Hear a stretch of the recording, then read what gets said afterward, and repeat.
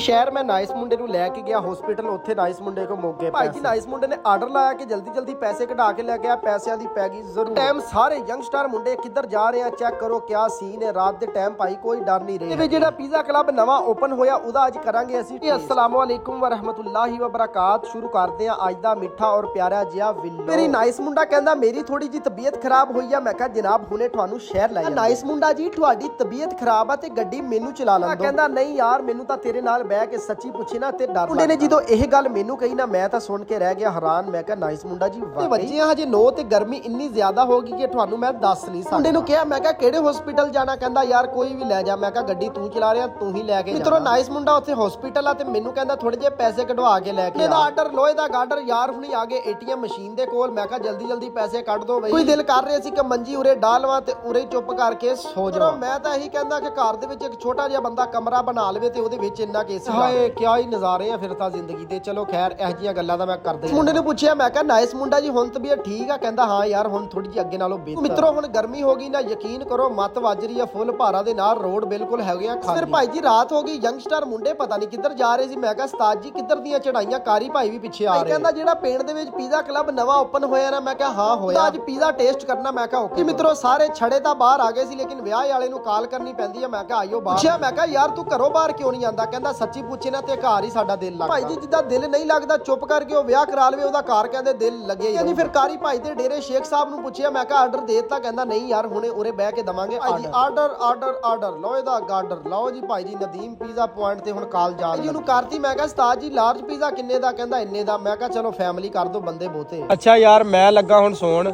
ਜਦੋਂ ਭਾਈ ਜੀ ਪੀਜ਼ਾ ਆ ਗਿਆ ਨਾ ਮੈਨੂੰ ਠਾਲ ਦਿਓ ਠੀਕ ਹੈ। ਮਜ਼ਾਕ ਨਾ ਕਰੋ ਠੀਕ ਹੈ, ਮੈਂ ਸੌਣ ਲੱਗਾ। ਕੀਤਾ ਸੀ ਸੌਣ ਦਾ, ਕਹਿੰਦੇ ਨਾ ਸੋਇਓ ਫਿਰ ਨਾ ਕहीं ਪੀਜ਼ਾ ਮੁੱਕ ਗਿਆ, ਉਦੋਂ ਹੀ ਅਸੀਂ ਤੈਨੂੰ ਠਾਲ ਵੀ ਰੈਡੀ ਹੋ ਚੁੱਕੀ ਸੀ ਤੇ ਭਾਈ ਜੀ ਪੀਜ਼ੇ ਵਾਲਾ ਵੀ ਆ ਚੁੱਕਿਆ ਸੀ। ਚੈੱਕ ਕਰੋ ਭਾਈ ਜੀ ਬੜੀ ਹੀ VIP ਲਾਈਟ ਲਾਈ। ਭਾਈ ਜੀ ਮੈਂ ਕਿਹਾ ਇੱਕ ਜਣਾ ਕਾਊਂਟਰ ਤੇ ਚੱਲੋ, ਇੱਕ ਜਣਾ ਪੀਜ਼ਾ ਫੜ ਲਓ, ਨਾਲ ਕਾਲਾ ਕਾਲਾ ਪਾਣੀ ਵੀ ਫੜ ਲਓ। ਨੂੰ ਦਿਖਾਵਾਂਗੇ ਡੇਰੇ ਬਹਿ ਕੇ ਪੀਜ਼ਾ ਕਿਵੇਂ ਖਾਈਦਾ ਤੇ ਟੇਸਟ ਕੈਸਾ ਇਹਦਾ, ਤੁਸੀਂ ਅੱਜ ਵਲੌਗ 'ਚ ਦੇਖ ਸਕਦੇ। ਮਿੱਤਰੋ ਪੀਜ਼ਾ ਦੇਖਦੇ ਤੁਹਾਡੇ ਮੂੰਹ 'ਚ ਤਾਂ ਪਾਣੀ ਆ ਗਿਆ ਹੋਣਾ ਜਿਵੇਂ ਕਿ ਭਾਈ ਮੇਰੇ ਮੂੰਹ 'ਚ ਵੀ ਪਾਣੀ। ਭਾਈ ਜੀ ਯੰਗਸਟਰ ਮੁੰਡੇ ਕੋਈ ਸ਼ੈ ਖਾਣ ਚੱਲ ਜਾਣ ਬਸ ਫਿਰ ਇਹਨਾਂ ਦੀਆਂ ਸਨੈਪਚੈਟਾਂ ਹੀ ਨਹੀਂ ਮੁੱਕਦੀਆਂ ਯਕੀਨ ਕਰੋ। ਮੈਂ ਕਿਹਾ ਯਾਰ ਹੁਣ ਜਿਹਨੇ ਵੀ ਸਨੈਪਚੈਟ ਬਣਾਈ ਨਾ ਤੁਹਾਡੀ ਸਨੈਪਚੈਟਾਂ ਦੇ ਪਿੱਛੇ ਪਿੱਛੇ ਭਾਈ ਸਾਡਾ ਪੀਜ਼ਾ ਠੰਡਾ ਹੋ ਚੱਲਾ। ਪਹਿਲੇ ਬੋਤਲ ਭਰ ਲਈਏ ਕਿਉਂਕਿ ਯਾਰ ਪੀਜ਼ੇ ਦੇ ਦੌਰਾਨ ਕਿਸੇ ਨੇ ਵੀ ਬੋਤਲ ਪਾ ਕੇ ਕੋਈ ਨਹੀਂ। ਮਿੱਤਰੋ ਬਿਲਕੁਲ ਸੱਚੀਆਂ ਕਾਰੀ ਭਾਈ ਨੇ ਵੱਡਾ ਗਲਾਸ ਚੱਕ ਲਿਆ। ਮੈਂ ਕਿਹਾ ਕਾਰੀ ਭਾਈ ਅੱਲਾ ਦਾ ਨਾਮ ਲੈ, ਨਹੀਂ ਤਾਂ ਬੋਤਲ ਵੀ ਨਹੀਂ। ਮੇਰੀ ਤਾਂ ਇੰਨੀ ਖਰਾਕ ਹੀ ਨਹੀਂ ਹੈ ਜਿਹੜਾ ਇਹਨਾਂ ਨੇ ਰਗੜਾ ਦਿੱਤਾ ਯਕੀਨ ਕਰੋ। ਆ ਦੇਖੋ ਹਾਲ ਦੇਖੋ, ਓਏ ਹੋਏ ਹੋਏ ਹੋਏ 1 ਮਿੰਟ ਦਾ ਸਿਰਫ ਮੌਕਾ। ਆਏ ਆਏ ਆ ਇੱਧਰ ਦੇਖੋ, ਇੱਧਰ ਦੇਖੋ ਤੁਸੀਂ। ਆਏ ਇੱਧਰ ਚਪਾੜੇ 'ਚ ਕੁਛ ਹੈ ਫਸ ਜਾਵੇ ਉਹ ਸਮਝ ਲਓ ਸਬੂਤੀ ਬਾਹਰ ਨਹੀਂ ਆਉਂਦੀ। ਅਨਸ ਭਾਈ ਨੇ ਵੀ ਅੱਜ ਪੂਰੀ ਲੰਬ ਕੱਢੀ ਆ।